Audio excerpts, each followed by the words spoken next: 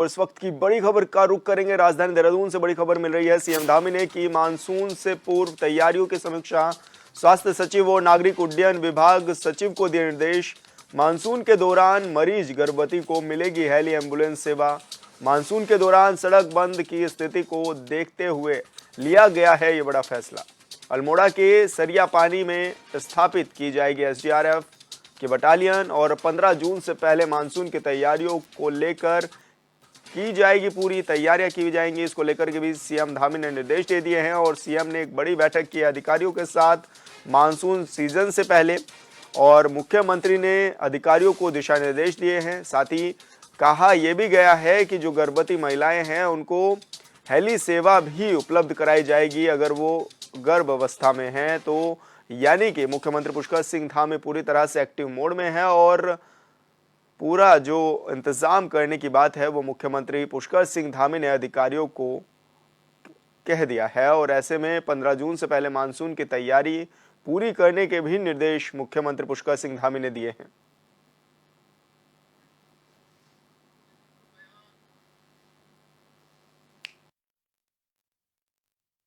Monsoon सत्र हमेशा से हमारे लिए एक चुनौती जैसा होता है, क्योंकि किसी न किसी रूप में हमको आपदाओं का भी सामना करना पड़ता है, अतिवृष्टि का सामना करना पड़ता है, नदी नालों की जो बाढ़ आती है उसका भी सामना होता है, जल भराव होता है। तो उसी से संबंधित क्योंकि आगे हमको किस प्रकार से काम करना है, हमारा पूरा एडमिनिस्ट्रेशन एक एक्शन मोड में रहे।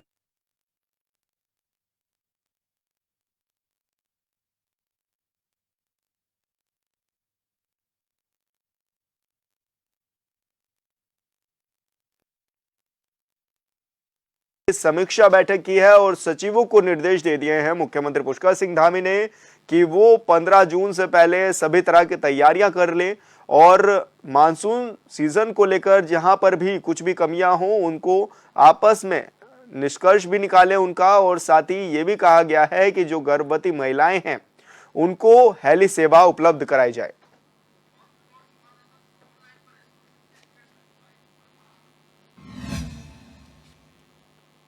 और संवाददाता हिमांशु गौड़ हमारे साथ फोन लाइन पर जुड़ गए हैं। हिमांशु, क्या कुछ ज्यादा जानकारी मिल पा रही है? मुख्यमंत्री पुष्कर सिंह धामी मानसून से पहले अधिकारियों की मीटिंग भी ले चुके हैं और किस तरह के दिशा निर्देश उन्होंने अधिकारियों को दिए हैं?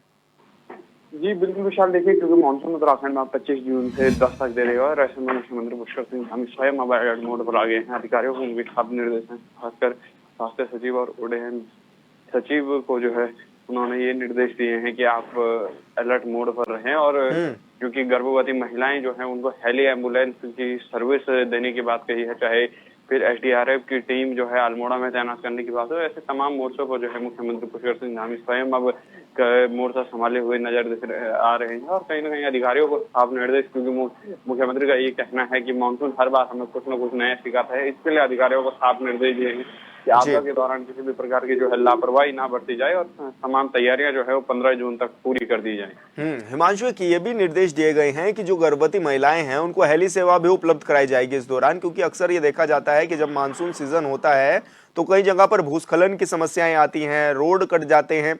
तो ऐसे में मुख्यमंत्री पुष्कर सिंह धामी ने यह भी कहा है कि आप गर्भवती महिलाओं को हेली सेवा भी उपलब्ध कराएंगे।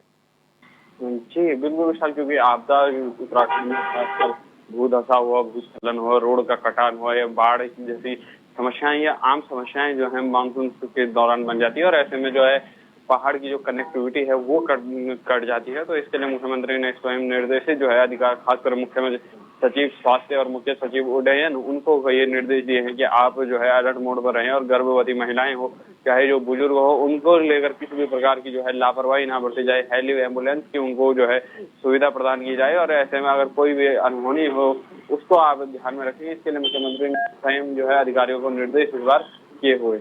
अच्छा हिमांशु, क्योंकि ये भी देखा जा रहा है कि मुख्यमंत्री पुष्कर सिंह धामी लगातार एक्टिव मोड में नजर आ रहे हैं, हर समय वो बैठकें लेते हुए भी नजर आ रहे हैं, मानसून को लेकर के भी उन्होंने बैठकें कर ली हैं।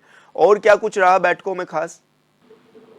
जी बिल्कुल विशाल, क्योंकि मुख्यमंत्री ने स्वयं जो है अधिकारियों को ये निर्देश दे दिए हैं कि आप लगातार अब एक्टिव मोड पर रहें, आप एक्टिव मोड पर रहें और तमाम जो है सुविधाएं जो है वो अधिकारियों को जो मरीज हैं उनको प्रदान करें। ऐसे में मुख्यमंत्री लगातार बैठक का जो दौर है वो लगातार जारी है और कहीं ना कहीं उत्तराखंड में जो है किसी भी प्रकार की अनहोनी ना हो, जो मानसून सीजन में जिस प्रकार की आपदाएं विगत वर्षों में देखने को मिली हैं वो ना हो, इसके लिए मुख्यमंत्री लगातार जो है समीक्षा बैठक कर रहे हैं और अधिकारियों को तत्काल प्रभाव से जो है कार्यवाही करने के निर्देश दे रहे हैं। जिस प्रकार से हमने देखा है कि 15 जून तक जो मानसून के लिए टाइम मुख्यमंत्री ने दिया है, तो ये कहीं ना कहीं एक बेहतरीन प्रयास होगा और संभवतः इस बार जो मानसून सत्र में जो अनहोनियां उत्तराखंड में होते हैं वो देखने को नहीं मिलेंगी।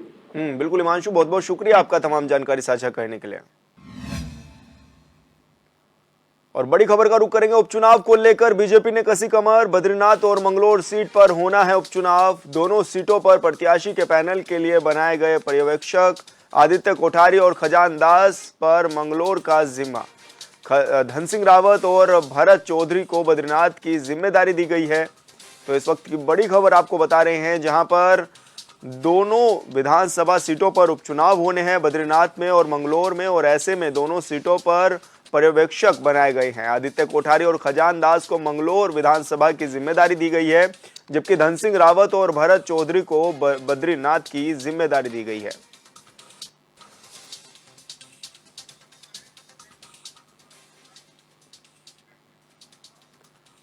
और संवाददाता अरुण सैनी हमारे साथ लाइव जुड़ चुके हैं। अरुण, किस तरह की तैयारियां पार्टियों में देखी जा रही है? एक और पर्यवेक्षक बना दिए गए हैं, तो दूसरी ओर एक सीट पर तो प्रत्याशी कांग्रेस ने घोषित कर दिया, लेकिन दूसरी ओर अभी उनको बद्रीनाथ सीट पर भी प्रत्याशी खोजना है।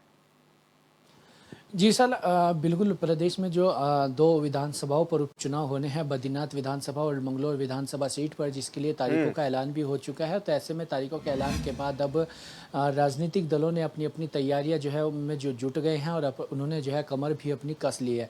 ऐसे में बात की जाए, भारतीय जनता पार्टी और कांग्रेस दोनों ही दलों की जो है साख इस बार इन चुनाव पे दांव पे लगी हुई है। और जिस तरीके से सबसे जो चर्चाओं में सीट बनी हुई है बद्रीनाथ सीट की बात की जाए, तो जिस तरीके से कांग्रेस के सिंबल पर 2022 में राजेंद्र भंडारी वहां से विधायक चुने गए थे, उसके बाद जो 2024 लोकसभा चुनाव से पहले उन्होंने पाला बदला और भारतीय जनता पार्टी में वो शामिल हुए थे। ऐसे में भाजपा के लिए भी जो है उसकी साख भी यहाँ पर दांव पर लगी है और कांग्रेस के लिए भी जो है उसकी साख दांव पर लगी हुई है, क्योंकि कांग्रेस की वो के सिंबल पर वो चुनाव जीते थे राजेंद्र भंडारी। तो ऐसे में कांग्रेस को भी ये सीट बचाने की जो है वो आस है कि कांग्रेस किस तरीके से उस सीट को बचा पाए।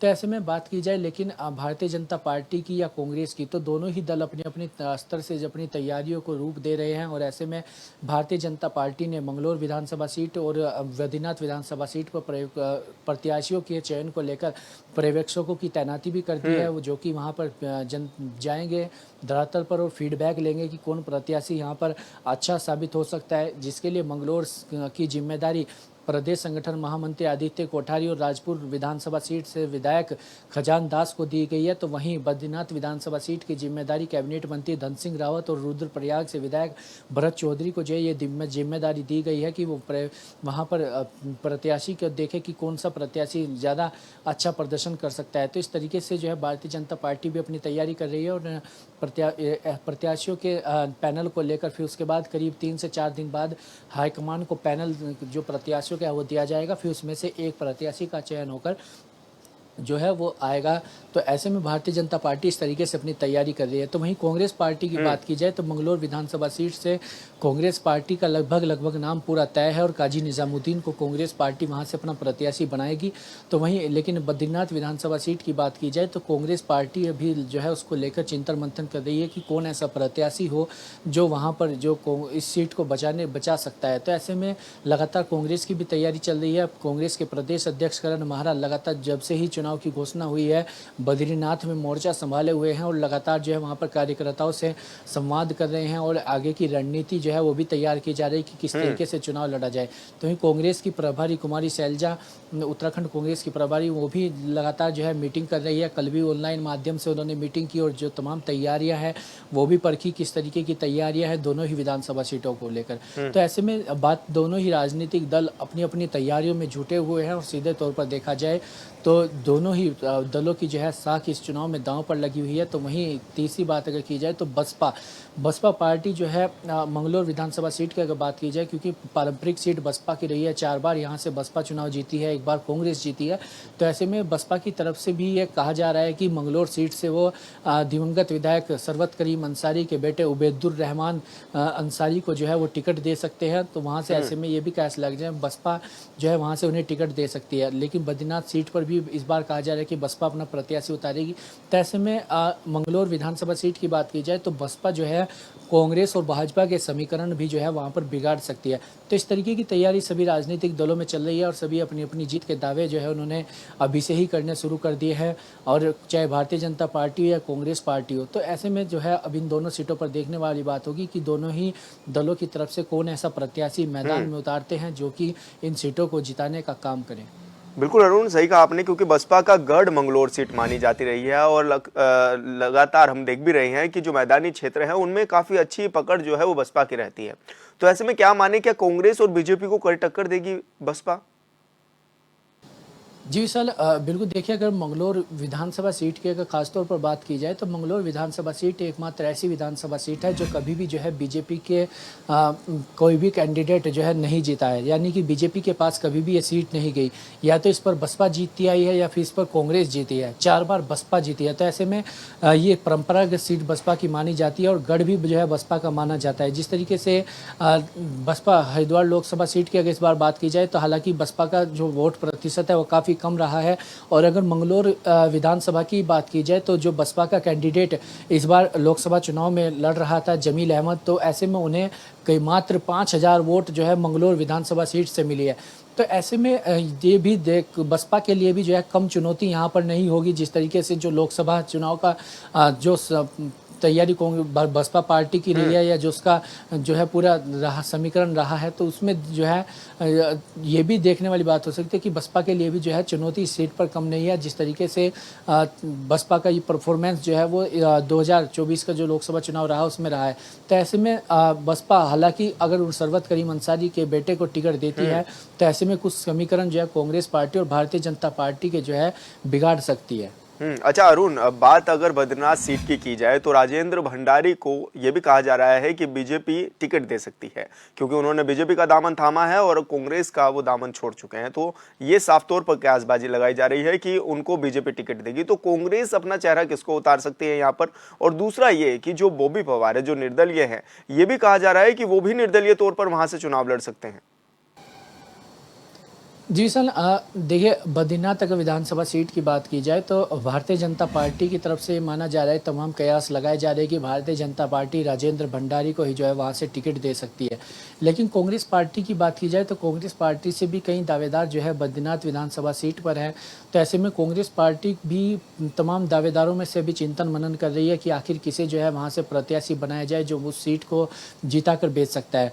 और जहाँ तक निर्दलीय प्रत्याशियों की बात है तो अभी निर्दलीय प्रत्याशियों का भी ऐसा कुछ देखने को नहीं मिला है। जहाँ तक बॉबी पवार की बात है, बेरोजगार संघ के अध्यक्ष हैं बॉबी पवार, उन्होंने भी लोकसभा चुनाव भी लड़ा टिहरी सीट से निर्दलीय।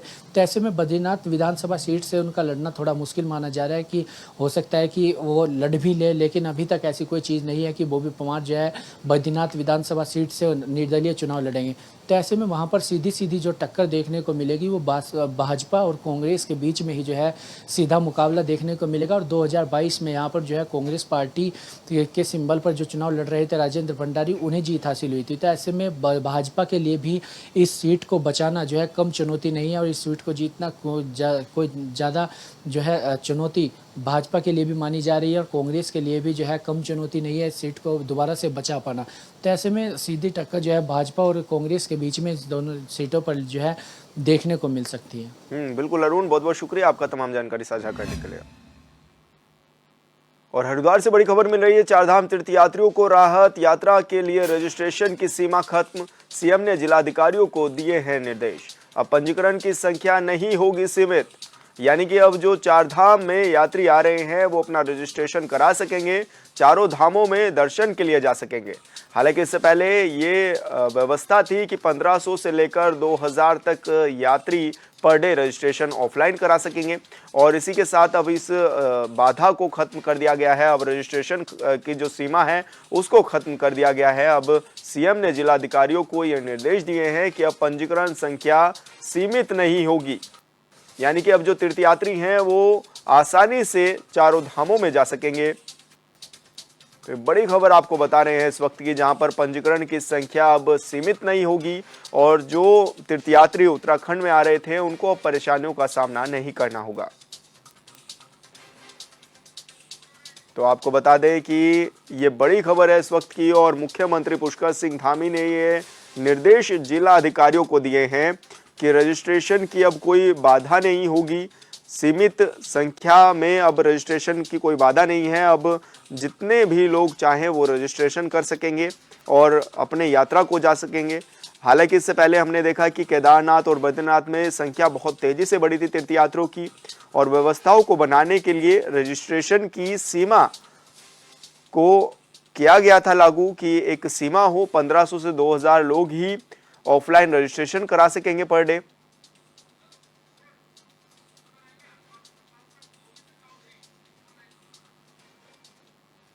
और संवाददाता गोविंद चौधरी हमारे साथ हरिद्वार से जुड़ गए हैं। गोविंद, अब सीएम पुष्कर सिंह धामी ने ये दिशा निर्देश दे दिए हैं कि अब जो पंजीकरण की संख्या है वो सीमित नहीं होगी। यात्रा अपनी चरम सीमा पर हो, और जब अब की बार अगर देखा जाए तो पिछले वर्ष की भांति इस साल जो चार धाम यात्रा है, कहीं ना कहीं यात्रियों की जो संख्या है उसमें इजाफा जरूर देखा जा सकता है। और अब जो है उत्तराखंड सरकार ने चार धाम यात्रा के लिए जो रजिस्ट्रेशन की जो सीमा थी वो खत्म कर दी है। हालांकि पिछले दिनों अधिक जो है श्रद्धालुओं की भीड़ के देखते इस रजिस्ट्रेशन की सीमा को यहाँ पर लागू किया गया था, लेकिन अब जो है मुख्यमंत्री पुष्कर सिंह धामी ने पूरी तरह से इस सीमा को खत्म कर दिया है। और चार धाम यात्रा के लिए जिस तरह से ऋषिकेश, हरिद्वार में जो श्रद्धालु के जो ऑफलाइन रजिस्ट्रेशन का जो बैकलॉग था वो पूरा हो गया है। मुख्यमंत्री पुष्कर सिंह धामी ने यात्रा व्यवस्थाओं को और भी बेहतर बनाने के लिए विशाल यहाँ पर जो जिला अधिकारी है उन जिला अधिकारियों को भी यहाँ पर दिशा निर्देश दिए हैं। और साथ ही जिस तरह से अब जो श्रद्धालु हरिद्वार और ऋषिकेश में जो आ रहे हैं उनका जो पंजीकरण है वो किया जा रहा है और चार धाम यात्रा पर यहाँ से भेजा जा रहा है। अब किसी तरह की जो संख्या की जो बाधा थी वो अब नहीं रही। और कहीं ना कहीं जो देश विदेश से जो श्रद्धालु जो उत्तराखंड का रुख कर रहे हैं, यानी कि चार धाम यात्रा में आ रहे हैं, तो कहीं ना कहीं ऐसे श्रद्धालुओं को जरूर इसका लाभ अब मिला है। और अगर बात करें तो जिस तरह से पंजीकरण की जो संख्या थी अब वो सीमित नहीं रही है, तो कहीं ना कहीं इसका लाभ अब जो है चार धाम यात्रा पे आने वाले जो यात्रियों को यहाँ पर मिलता जरूर नजर आएगा। विशाल, गोविंद, सीएम के फैसले का कितना स्वागत जो तीर्थयात्री हैं वो करते हुए नजर आ रहे हैं, कितनी खुशी उनमें देखी जा रही है? बिल्कुल, देखिए विशाल, अगर देखा जाए तो पिछले दिनों की भांति जिस तरह से चार धाम यात्रा में इजाफा हुआ और कहीं ना कहीं भीड़ देखने को मिली, तो ये पूरी तरह से एक पंजीकरण पे एक सीमित संख्या यहाँ पर 2000 के करीब यहाँ पर रखी गई थी।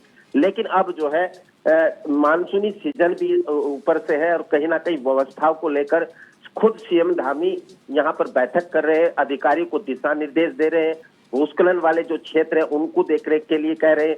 साथ ही जिस तरह की चार धाम यात्रा चरम सीमा पर इस समय है उसको लेकर खास फोकस अब सीएम धामी यहाँ पर बनाए हुए। लेकिन यात्रा से जिस तरह से सीएम धामी ने अब कोई बाधा यहाँ पर सीमित संख्या की नहीं रखी गई है, तो इसके लिए कहीं ना कहीं श्रद्धालुओं में एक उमंग और एक उत्साह जरूर नजर आ रहा है। विशाल, अच्छा गोविंद, क्योंकि इन दिनों चार धाम यात्रा भी जोरों शोरों से चल रही है, व्यवस्थाओं की बात करें तो पर्यटकों को, तीर्थयात्रियों को किस तरह की व्यवस्थाएं भी उपलब्ध कराई जा रही है राज्य सरकार की ओर से? बिल्कुल, देखिए विशाल, कहने को तो जिस तरह से चार धाम यात्रा शुरू होती है तमाम व्यवस्थाओं के बीच में सरकार दावे करती है, लेकिन जिस तरह से पेयजल चिकित्सा को लेकर खास सरकार का यहाँ पर फोकस रखा गया है। हालांकि अभी तक जिस तरह से चाहे हम बद्रीनाथ की बात करें, गंगोत्री की बात करें या यमुनोत्री की बात करें, तो तमाम जो ऐसे ये धाम है जिसमें दूर से देश विदेश से जो है लोग जो श्रद्धालु है उत्तराखंड की रुख करते हैं। लेकिन जिस तरह से सीएम धामी का एक्शन देखने को यहाँ पर प्रदेश में मिल रहा है, तो कहीं ना कहीं अधिकारी भी जो है उस पर खरा उतरने के लाख प्रयास यहाँ पर कर रहे हैं। लेकिन व्यवस्थाओं की अगर बात करें तो जिस तरीके से इजाफा लगातार यात्रियों में हो रहा है, तो कहीं ना कहीं भीड़ को देखते हुए कहीं ना कहीं अधिकारी इस पर खरा उतरता अभी नजर नहीं देखे जा सकते। विशाल, बिल्कुल गोविंद, बहुत बहुत शुक्रिया आपका तमाम जानकारी साझा करने के लिए। उत्तराखंड प्रदूषण नियंत्रण बोर्ड के अंतर्गत वेस्ट वॉरियर संस्था की मदद से मसूरी में सिंगल यूज प्लास्टिक के खिलाफ जन जागरूकता और स्वच्छता रैली निकाली गई है। ये रैली लंढोर में स्थित पंडित दीनदयाल पार्क से शुरू होते हुए गांधी चौक तक गई, जिसमें स्कूली बच्चों ने प्लास्टिक का इस्तेमाल न करने के नारे लगाए हैं। इस रैली में बच्चों के साथ साथ किन संस्था के लोग भी शामिल हुए, जिन्होंने स्थानीय लोगों और पर्यटकों को जागरूक करने का काम किया।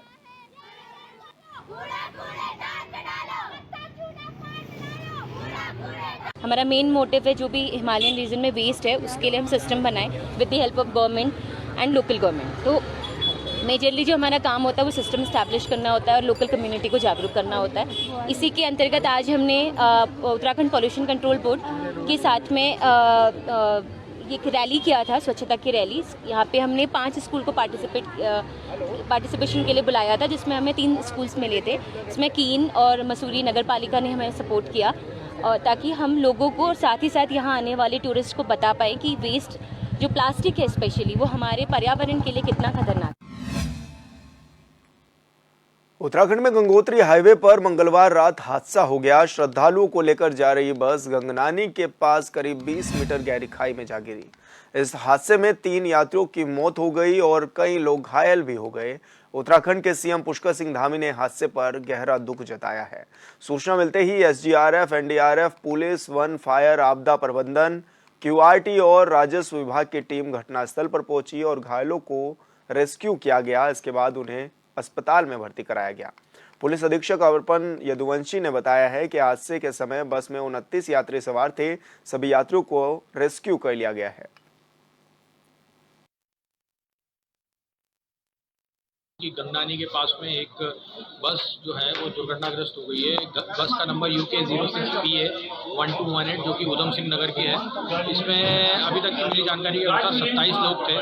इनको जो है तुरंत ही जो है पुलिस जो थी वहाँ पे पास में पुलिस चौकी थी और होमगार्ड थे, तो उन्होंने और लोकल लोगों की मदद से जो है रेस्क्यू ऑपरेशन चला दिया। बाकी SDRF, NDRF, फायर और बाकी सब लोग ने भी जो इसमें आके जो है तुरंत ही इस रेस्क्यू ऑपरेशन का अंजाम दिया गया, जिसमें सभी लोगों को जो है रेस्क्यू कर लिया गया है।